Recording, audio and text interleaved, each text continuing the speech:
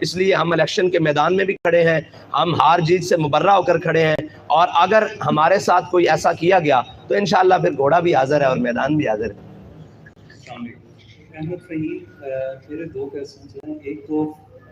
ایک تو فلسطین کے حوالے سے حل کیا ہے؟ پوری دنیا میں ریلیز نکلی لیکن اس کا حل کچھ نہیں نکلا. آپ سے یہ پوچھنا ہے کہ اس کا حل کیا ہے آپ کی نظر میں؟ ریلیز ابھی نکل رہی ہیں لیکن ان پہ کوئی اثر نہیں ہو رہا. دوسرا یہ میں آپ سے پوچھنا چاہوں گا کہ آپ انتخابات میں کس سے ایک سوال کا جواب لے. آپ نے کہا کہ فلسطین کا حل کیا ہے. فلسطین کا حل اسی طرح ہے جس طرح اسرائیل کے ساتھ ریاستیں کھڑی ہوئی ہیں, ریاست امریکہ کھڑی ہوئی ہے, ریاست برطانیہ کھڑی ہوئی ہے. دنیا کی تمام وہ ریاستیں جو طاقت رکھتی ہیں وہ اسرائیل کے ساتھ کھڑی ہیں, اسلحہ کے طور پر, مالی معاونت کے طور پر, سفارتی طور پر, تعلقات کی بنیاد پر. پھر ان کے رہنما جا کر اسرائیل میں دکھ کا اظہار ان کے ساتھ ہمدردی کر رہے ہیں. فلسطین کا مسئلے کا حل بھی یہی ہے کہ ایک طرف باطل ہے اور ایک طرف حق ہے.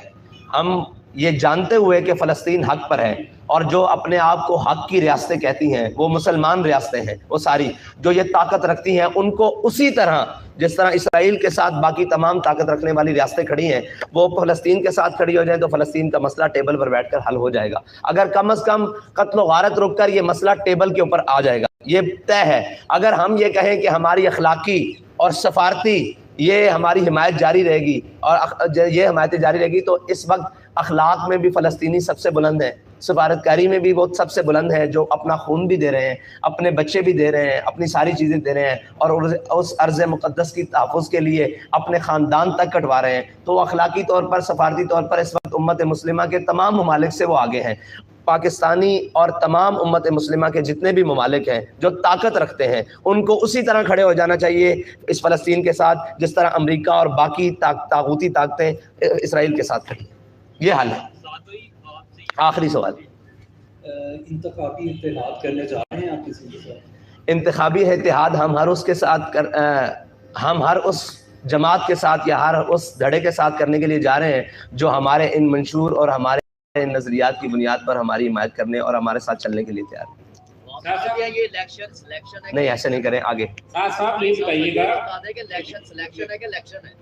یہ بتائیے گا کہ کراچی میں آپ کا انتخاب جو ہے ایک ضمنی ہوا جس میں آپ کینڈیڈیٹ نے ٹکر کا مقابلہ لیا اور چند ووٹوں سے اس کو شکست دی, لیکن وہاں پہ جو مسائل دکھائی دیے کہ اس پولنگ اسٹیشن والے روز لڑائیاں بہت ہوئی.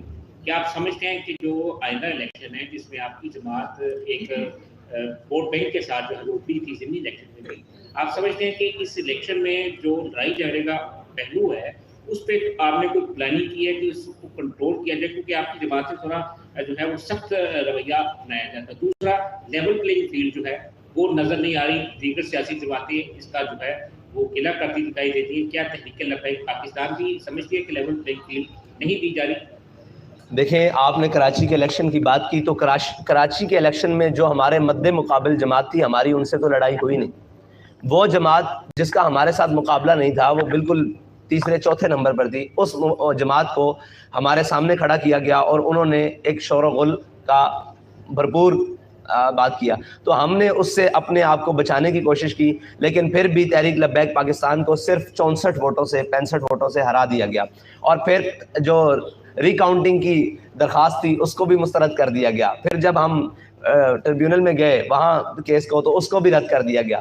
تو یہ ساری چیزیں ظلم سہتے آئے ہیں, لیکن وہ یہ تھا کہ ہم نے حالات کو قابو میں رکھنا تھا, اور کہیں یہ نہ کہا جاتا کہ یہ دیکھیں ایک سیٹ کے لیے ایسے کر لیں. لیکن اگر مجموعی طور پر پاکستان کے اندر تحریک لبیک پاکستان کے سیاسی حق پر اور اس کے جناب ووٹ کے اوپر ڈاکہ مارا جائے گا تو پھر تو عوام اشتعال میں آئے گی, اور پھر تو لوگ اشتعال میں آئیں گے, اور اس کا نتیجہ پھر کوئی بھی نکل سکتا ہے. لیکن اس کے لیے ضروری یہ ہے کہ وہ ساری چیزیں, ہم الیکشن کمیشن پاکستان سے بھی یہ مطالبہ کرتے ہیں کہ جس کا جو حق ہے اس کو اتنا ضرور دیا جائے اور اس کو بجانب حق رکھا جائے.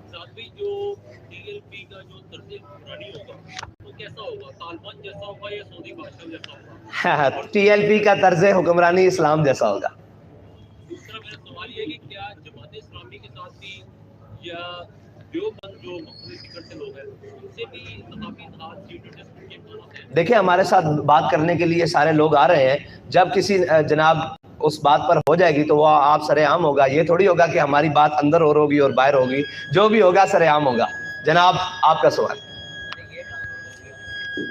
آپ نے کہا کہ بندہ مطلب کیا ہے تو آپ سب جو ان کے مقابلے میں آ رہے ہیں تو ان کے تو کاغذات مسترد کیے جا رہے ہیں اور الیکشن ان کا روکا جا رہا ہے, تو آپ تو دین کی تبلیغ کے لیے آ رہے ہیں, تو آپ سمجھتے ہیں کہ یہ الیکشن ہے یا سلیکشن ہے یا آپ کو بھی آنے دیا جائے گا جس میں الیکشن ہے آپ کے ساتھ ہوا, الیکشن کمیشن نے بھی آپ کی بات کی, تو آپ سمجھتے ہیں کہ یہ الیکشن ہی ہوگا یا سلیکشن ہوگا یا مارشاء اللہ کو دیکھتے ہیں. دیکھیں زور بازو آزما شکوا نہ کر صیاد سے کہ کبھی کوئی قفس ٹوٹا نہیں فریاد سے. اگر اپنا حق لینا ہے تو اس کے لیے میدان میں رہنا پڑے گا. اور جو یہ ہوا ہے, کاغذات چھینے گئے ہیں, جو لوگ اٹھائے گئے ہیں, تجویز کنندہ, تائید کنندہ, امیدواران اٹھائے گئے ہیں, ہم نے اس کی سختی سے مذمت کی ہے.